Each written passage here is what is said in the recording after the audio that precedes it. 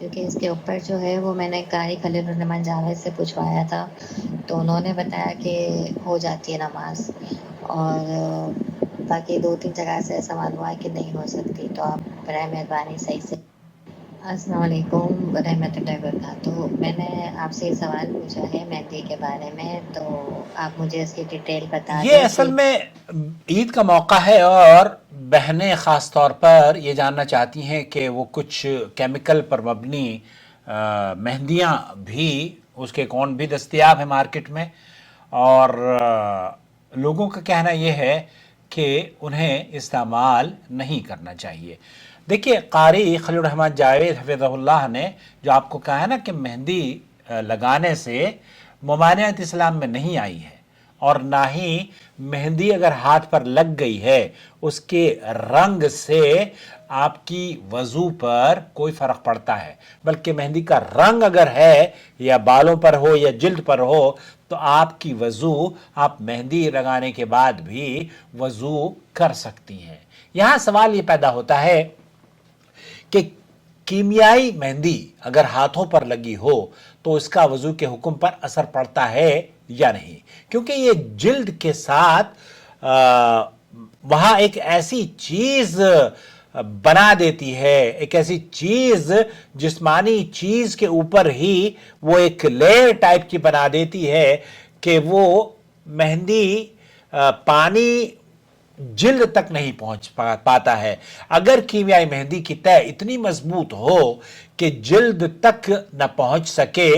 تو وضو کے دوران اس جگہ پر پانی نہیں پہنچے گا، اور اس صورت میں وضو کا حکم یہی ہے کہ وضو نامکمل ہوگا۔ فقہ اسلامی میں اور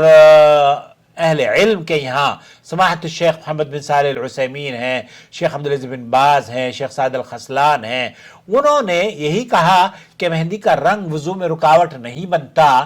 کیونکہ یہ پانی کے راستے میں حائل نہیں ہوتا۔ البتہ اگر کوئی ایسا مادہ ہو جو جلد پر تہ جما لے اور پانی کو نہ پہنچنے دے تو اسے ہٹانا پھر ضروری ہے، پھر آپ کی وضو نہیں ہوگی اگر آپ کی ہتھیلی پر پانی ہی نہیں پہنچ رہا ہے۔ سعودی عرب کی جو فتویٰ کمیٹی ہے وہ یہ کہتی ہے کہ اگر مہندی میں ایسا عنصر شامل ہو جو پانی کو جلد تک نہ پہنچنے دے تو وضو سے پہلے اسے زائل کرنا ضروری ہوگا۔ اگر صرف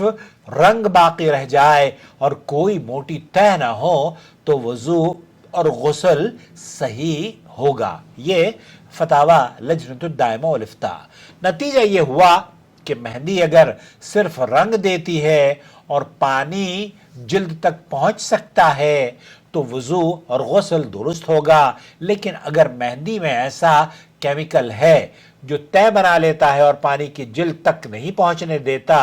تو وضو سے پہلے اسے ہٹانا ضروری ہوگا۔ خلاصہ کلام یہ ہوا کہ اگر مہندی میں صرف رنگ ہو اور کوئی تہ نہ بنے تو وضو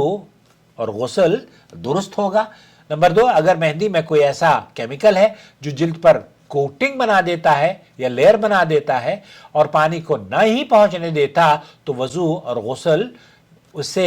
پھر وہ ممانعت ہے، پھر آپ کو وہ چیز ہٹانی ہوگی۔ سعودی عرب کے مطابق اگر مہندی کی تہ نہ ہو اور صرف رنگ ہو تو سعودی عرب کے علماء کا موقف یہ ہے تو یہ وضو جائز ہے، جیسے کہ قاری خلیل الرحمن جاوید حفظہ اللہ نے کہا۔ اور اگر کوئی وضو میں لاپرواہی کرے اور جسم کے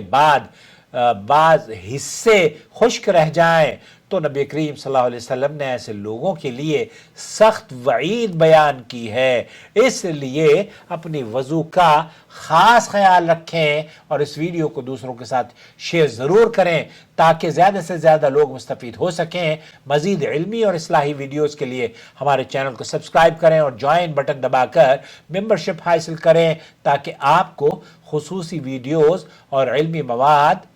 سب سے پہلے پہنچے۔ اپنا خیال رکھیں۔ جزاکم اللہ خیرہ۔